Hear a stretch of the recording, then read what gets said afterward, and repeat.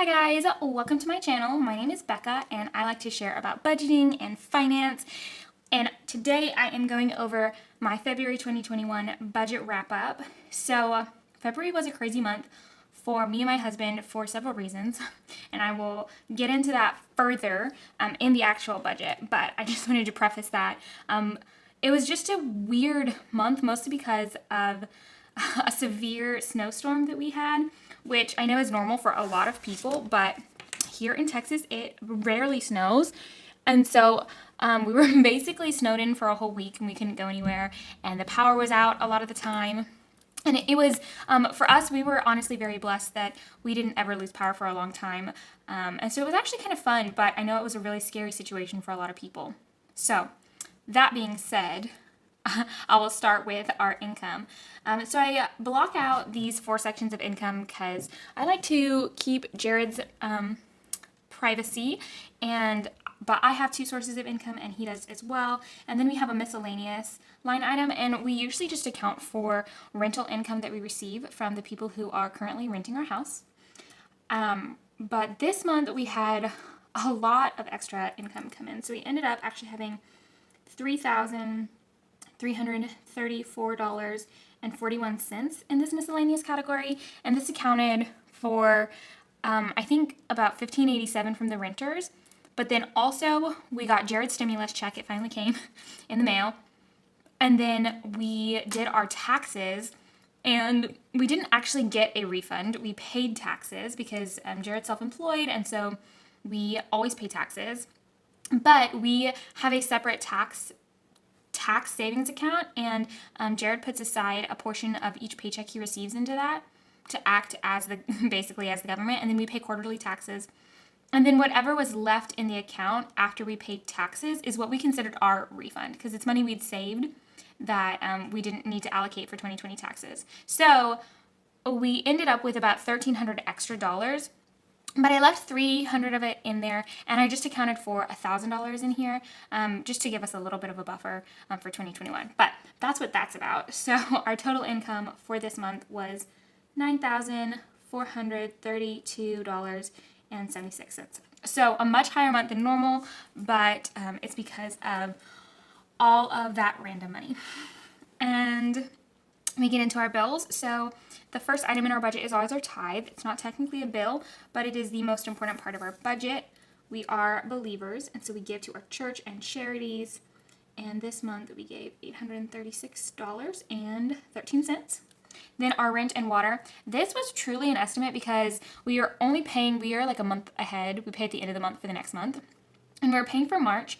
But if you don't know, if you haven't been following my channel, I am moving in March to our first home. We actually purchased back in September, but our lease wasn't up until March, and it cost an exorbitant amount of money to break the lease. So we just sublet our home or rented it out, and that's why we have rental income. But anyway, so March was the last month that we will be in here partially. So I just budgeted for basically what I thought would be a little over half, and it ended up being $647.54. So not too bad for 13 days in March, which we wouldn't even be there for most of it because we were going on vacation, but that's fine. And then my phone bill is always $44. I just pay that to my mom because she has the account. Our Wi-Fi was $71.15. Electricity was actually $79. I just, when I calculated this, I used what it cost February of last year, for this apartment, but I was living here alone. Jared hadn't moved in yet because we hadn't gotten married. So I'm guessing that we are using more electricity because we're both here and because I'm working from home full time now. So the lights and AC are always on when I'm home. And then car insurance was $169.88, and it's not usually that much. We just had a weird kind of thing happen in February. I'm not quite sure, but it should be back down to our normal $154 for March. And then Jared's health insurance was also higher than normal. It was $180.37 because he forgot to fill out his health incentive expired that gets him a lower rate. So we went in and filled that out. So next month it should be back down to $161, hopefully. And then our renter's insurance is $1209. then these are all bills for our home that we own. We pay them, and then the renters reimburse us. So the mortgage is $1,200. Wi-Fi is $69.81. Water, sewer, and trash was $91.37.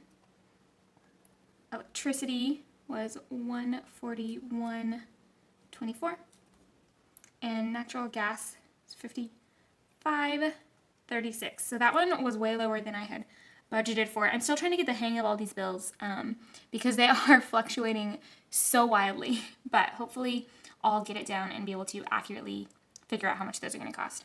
But better to budget more than less. So the total for that category of our budget was $3,597. Oh, I always do that. I'm not even dyslexic. I'm reading wrong. But whiteout saves today. It's 3,597, not 7,994. And then turn the page. And if you are wondering, I am planning in my plum paper planner on a budget sheet that I create myself in Canva to match like the monthly sticker subscription that Plum Paper does. Someone asked me how I create them, and I actually have a background in like marketing and a little bit of graphic design. I don't have any programs, so I just use Canva, but I've gotten pretty good at it. That's what I do for work. And so that's how I create these. But we wildly overspent for a lot of these categories. Groceries was $444.27, and I don't even know why this was so high. I do know that right before the storm, we ordered a bunch of food because I knew that the storm was coming and I was trying to stock up. And I think it's just the way the times I had to order groceries fell that caused that to be so high. But hopefully we can rein that back in because I'm not a fan of that. And the same with eating out. We spent over $200 on eating out. And we did have some like special situations in February. We had 2 birthdays that required us to go out for dinner, which I hadn't really planned. Like when I made my budget, I didn't know what we'd be doing for their birthdays. So it was my sister and Jared's sister. So that kind of raised our cost because I normally plan for like a specific amount of eating out per week, and that messed it up right at the end of the month because their birthdays were at the last week. And then gas was $59.39, and that was 2 fill-ups by Jared. I didn't even have to fill my car up this month. And his allowance was $77.94, so he overspent by $2, but 50 of this was actually registration for a marathon that he's going to run in November, so it goes to a good cause. It's for a nonprofit in our area, so we'll give that one a pass. And then my budget my allowance, I spent $90.31. And so far I'm liking this allowance system. I think we're going to keep doing it. But I do struggle with some things that don't really fit into either of our allowance, like things for the house and kitchen things. Like I always order those because I'm just the one who takes care of that, but it's not really my allowance. So I'm like, where would that come out of? Because this, like groceries and household, I do include like toilet paper, paper towels, toothpaste, all of those kinds of things. But things that aren't like a necessity, like if I want a new pan, you know what I mean? Like those aren't really my thing. So I'm not quite sure where to put those yet, but I'll figure it out. And then subscriptions was $194.10, and this was, they're not usually this high. We had our Amazon Prime renew this month, so that was, I think, $131. It was more than I thought it would be, and so that caused them to be really high. And then gifts, we did spend a lot on gifts. So I'd planned on spending $60 for 2 gifts, and that was wishful thinking, I guess, because we actually ended up spending $129.62. And we bought birthday gifts, and then beyond that, we had another gift just for someone in our life who we wanted to send like some treats to because they're going through something. And obviously that was kind of unexpected, but I really don't feel bad about that. We love to give, and we want to always give generously.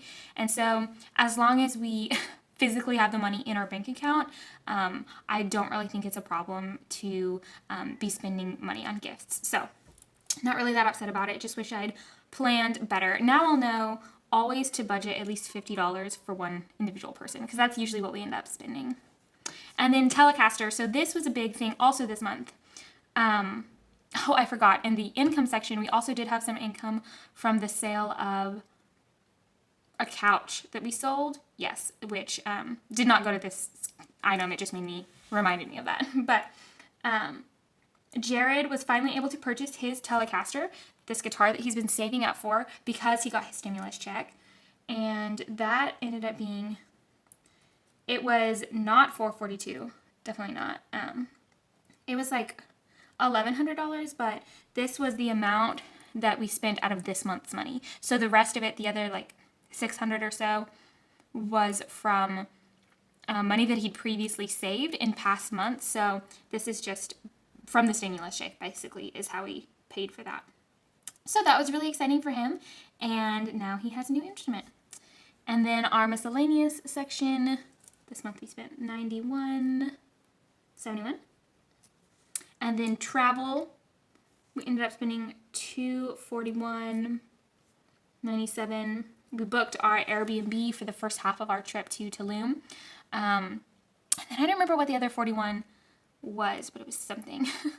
But we decided, we've been waffling back and forth over whether we're going to go to Mexico, because we've planned a trip for over spring break to celebrate our anniversary, and because we've got so many travel credits, and we just didn't know. We were like, is it safe? But we decided, we looked into it and found out that we could get COVID tests for actually much cheaper than we'd initially thought. So that kind of made our decision for us. Like, yes, we're still going to go. We're not really worried about getting the virus because we've already had it just recently. So we want to take advantage of our like window of immunity, as they're calling it. So we're really excited about that. So our total for our expenses section was $2,157.77, and this is way higher than planned, but most of it is from this guitar that also had extra income come in to cover that. So that's not a big deal.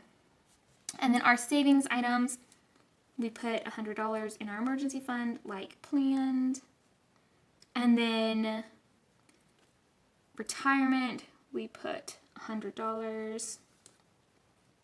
Travel, we put nothing because we spent it all up there. I should give little asterisks. These are all items like cash envelopes that I keep for my sinking funds. And I like to notate them like that. And if I allocate a certain amount each month, and if I spend part of it, like sometimes I have to, I put the rest in here, and then that all equals 100. And then as I'm doing this, I'm realizing that I totally forgot that we had another category up here. I just breezed past it. We actually went out for Valentine's Day, which I hadn't planned on. I didn't even think about that. And so we went out, and Jared got me a Valentine's Day gift, and the total of those ended up being $110.48. So forgot about that in that section. And then back down here, gifts, we didn't save any. Health, so we actually only put $29 in our cash envelope because we had to spend $71.58, but there was not a big enough line, or I don't have enough line items to put another one up there for health, so I'm just putting it here. But it's $101.58, and we had to pay a bill actually from when we got COVID in January from Jared's health visit. But luckily, we had that in the budget, so it was no big deal. And then auto, we put $150 aside just because that's like cash we had in hand, so put it in the envelope. And then home maintenance and reno. So this category is actually where I put all of the money from our tax refund and the money from the sale of our couch. So instead of putting $400 aside, we actually put $1,560 aside, which was crazy, but great because I know that costs are always more than you think they're going to be. And just this way we have a big cushion for all the little things that we want to do once we get into our house. And then, so I use a zero-based budget, which means that every dollar is given a name, and I always subtract all of our expenses and savings items from our income, and whatever is left I send to debt, which is my number one priority right now. We are working on tackling my student loan, and actually something changed with us in this or how I'm doing it. So I was just sending it straight to debt, but even though they've been in forbearance, that's my only debt, and so I really didn't see any problem, and I just wanted them to go away basically. So I was like, get out of here. But then they started talking about doing student loan forgiveness, and I didn't really pay any attention to this because I was like, that's not going to happen. That never, like, they're always saying that and it never happens, but it's sounding more like a possibility in the near future. And so I wanted to, obviously, like, I'm planning on paying my student loans, but on the off chance that they get forgiven, I would love to just not pay that amount. So halfway through the month, after I'd put actually $722 to my actual, like, paid online to my account, I decided to keep my money for my debt payments in my savings account as like a debt holding. So it's still allocated for debt, and my plan is to save that every month and keep it there, and then either in September when the forbearance ends, or if they announce that they're going to forgive some of the debt, then I will make a payment to pay it off. But either way, I just figured that it wouldn't hurt because it's not like they're gaining any interest right now. And that way we've got the money in our pocket and not theirs. So the rest of our budget went to this item, and it is $1,016.05, which made our savings total $2,955.05. So even though this looks like I came pretty short of my goal, we actually like allocated $1,738 to debt, including this debt holding. So I surpassed my goal this month, which is great. So my total in category is, I don't know why I wrote 3. Trying to write 9. Can't even think. $9,433. My out is $6,478. And my saved is $2,955, and my zero is check. And I started adding this to my budget because I have this section at the back of my planner that has like a yearly cash flow place, and I was trying to mimic the categories, and I forgot to put savings on my budget sheet when I made it the first time, so I did include it for March, but that way I could easily write it from my budget and go put it on here to compare the months. So I will do that off camera later. But thank you so much for watching. I hope you enjoyed this video, and I am really interested to know what others are doing about their student loans right now, if they're planning to just keep paying, or if you've already kind of put them on hold since they've been in forbearance. But just let me know down in the comments what your thoughts are about that. And I will see you guys next time. Bye.